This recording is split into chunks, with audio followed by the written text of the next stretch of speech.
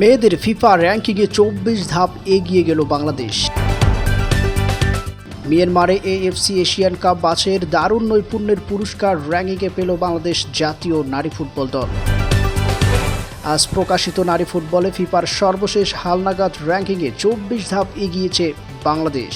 1169 র্যাটিং point নিয়ে বাংলাদেশ উঠে এসেছে 104তম স্থানে। বাংলাদেশের মেয়েদের র্যাটিং পয়েন্ট রয়েছিল 80+। ফিফা জানিয়েছে এবারের হালনাগাদ র্যাঙ্কিংয়ে সবচেয়ে বেশি এগোনো দল বাংলাদেশ।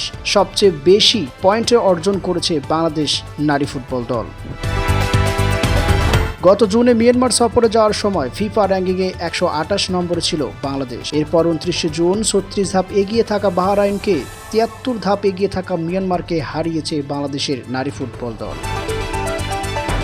প্রথমবারের মতো ইতিহাস গড়ে এশিয়ান কাপের মূল পর্বে নাম লেখালেন পিটার বাটলারের দল বাংলাদেশ।